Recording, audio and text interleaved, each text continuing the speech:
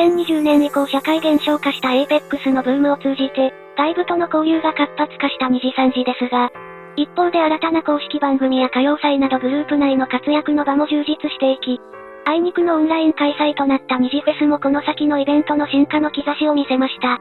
さらに海外展開についても満を持しての EN の指導によりますます本格化し、こうした変化を象徴するように、1からという社名は NE からへと変わりました。第10回目の今回は、これまでの総括を交えつつ2021年の秋頃までを見ていきます。それでは早速始めましょう。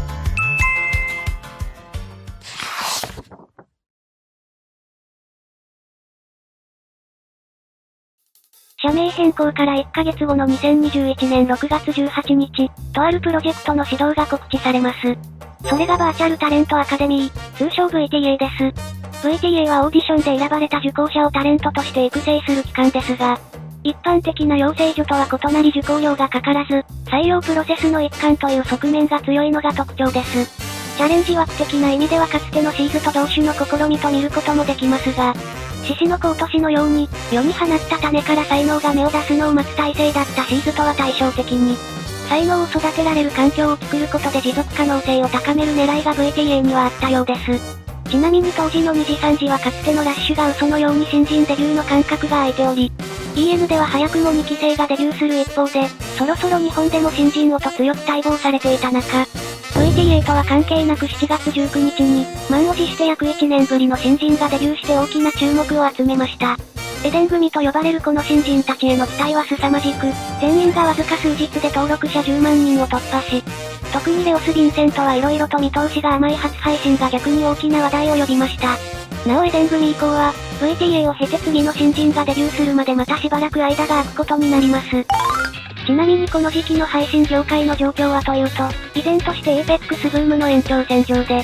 2次3次でも6月に大会が開催されたものの、そろそろ最盛期は過ぎたという感じもあり、トレンドの狭間の中次に定評のある二次サバがやや活気を取り戻していました。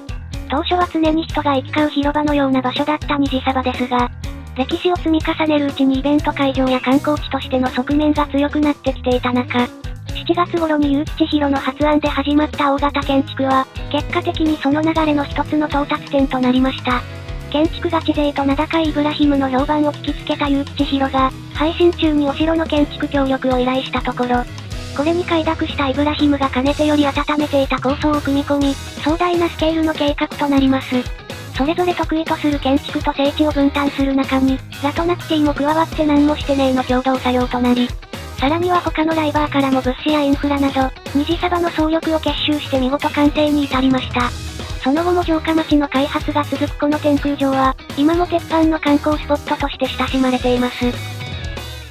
ちなみにこの年は過去2回好評を博した二次サバ夏祭りの開催がありませんでしたが、代わって夏らしさをお届けしてくれたのが不破港のラジオ体操部でした。8月中毎朝早起きしてラジオ体操を行うというチャレンジ要素の強いこの企画ですが、日替わりで様々なライバーがゲスト参加する突待ち的な楽しみもあり、ややシュールな雰囲気も含めて、多くの人から愛される二次三次の夏の風物詩となりました。また、この夏には朝のラジオ体操だけでなく2時ヌーンという昼のルーティーンも加わります。期間限定特別企画の2時ヌーンは、2時3時としては初となる帯の公式番組で、リゼヘルエスタとシェリン・バーガンディが交互に MC を務め生放送を行いました。番組は好評を博し、その後も夏冬の長期休みごとに放送されるのが恒例となっていきます。こうして新たな楽しみも増えましたが、やはり夏の本命といえば2次3次甲子園でしょう。振り返れば2018年のマリカ2次3次杯以降、ゲームの大型企画は2次3次の醍醐味となり、注目度や盛り上がりが増した一方、企画者や参加者の負担が増えたのも確かで、この頃になるとエンジョイ要素を強めることが企画運営の一つの潮流となってきており、代わりに APEX の外部大会がガチ要素を担うという状況がすっかり定着していましたが、2次3次甲子園は良くも悪くもグループ内でガチな熱狂が生まれる貴重な機会となっていました。前回が大成功を収めたこともありこの年も開催を熱望されていた中で、なぜか7月のローションカーリング企画の動画の最後に告知されたこの企画は、構成こそ大きく変わってはいないものの監督陣はほとんど顔ぶれを新たにしており、海外ライバーも選手として参加するなど、前回とも一味違う内容となりました。この年からはライバーによる同時視聴も行われより一体となって盛り上がる雰囲気が強まり、決勝には20万人もの視聴者が集まる中、鏡実業高校が見事優勝の栄冠を手にしました。さて、ライバーの活動においてゲームに負けず劣らぬ重要な要素といえば音楽ですが、この夏は音楽方面でもライトアップトーンズという大きなイベントがありました。かつてカナデロが道を切り開いて以降希望拡大してきた2時3時の音楽イベントは、流行り病による逆風の中でも基本的にはオフライン開催を是として奮闘してきましたが、ライトアップトーンズは逆にオンライン開催の可能性を突き詰めたようなライブでした。AR 技術を活用してライバーが生バンドとコラボする様は非常に実在性が高く感じられ、VTuber のライブ演出としては一つの方向性の完成形を見たようにも思います。とはいえこれ以降オンライン開催が主流になったというわけではなく、その後に行われたレインドロップスの雨天決行や、2時3時ショーダウンはオフラインで開催されています。こうして活躍の舞台が広がる中でライバーのあり方も変化を続けてきました。そもそもライバーは VTuber であると同時に配信者でもあるという存在ですが、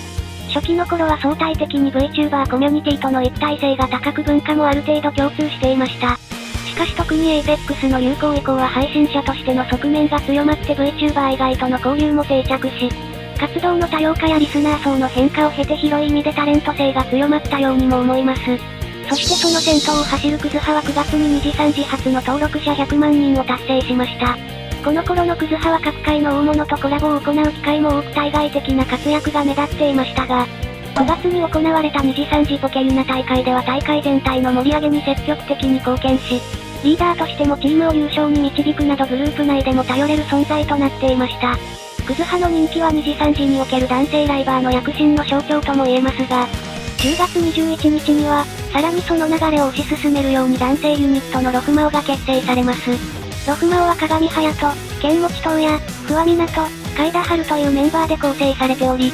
最初は4人が突然拉致され無人島生活するという企画動画が投稿されたことで大きな話題を呼び、一連の動画の最後にユニット結成が発表され、同時に公式番組も始まることになりました。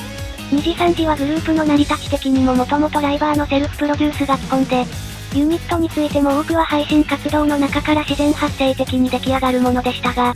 会社が成長し音楽、番組、イベント、グッズなど様々な領域におけるサポートが充実してきたところで、ロフマオは公式主導のプロデュースによるユニットの大きな成功例となりました。とはいえもちろん人気の核となるのはメンバー自身の魅力や化学反応によるもので、結果的にロフマオの活躍によって2時3時の間口は大きく広がりました。思えば遠く来たもので、3年半の間に2時3時は大きく成長を遂げ、人数も随分と増えましたが、元をたどればその歴史は全て8人のライバーから始まりました。それぞれ異なる歩み方で進んできた8人ですが、ここに来て全員の 3D 化が実現し、10月31日に開催された、イニシャルステップというイベントでついに同じステージに立つことができました。そしてそれを記念する形で1からというオリジナル曲も制作されます。ちなみに前日には同じ会場でニジロックネクストビートも開催され、これらのライブでは AR カメラの導入により観客と一体となった表現も見られましたが、特にイニシャルステップではそうした最新の演出とは対照的な懐かしく思い出深い楽曲も披露され、変わっていく良さと変わらない良さを同時に感じられるイベントとなりました。さて、ここまで見てきたこのシリーズも、今回でひとまずの区切りを迎えました。かつてアプリの PR として始動した2時3時は、想定を超えてライバー自体の人気が爆発し、その新たな可能性を模索して作られた複数のグループが、それぞれ独自の発展を遂げましたが、最終的にはそれらが統合され、よりバラエティに富んだ一つのグループへと進化しました。そして統合によって生まれた新たな交流がマイクラの大流行とともに活発化し、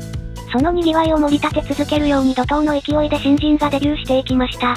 そうして役者が揃ってきたところで、活躍の舞台はバーチャルからリアルへと向かいましたが、世界的な流行り病によりその流れは大きく制限され、ご時世を踏まえた模索を余儀なくされました。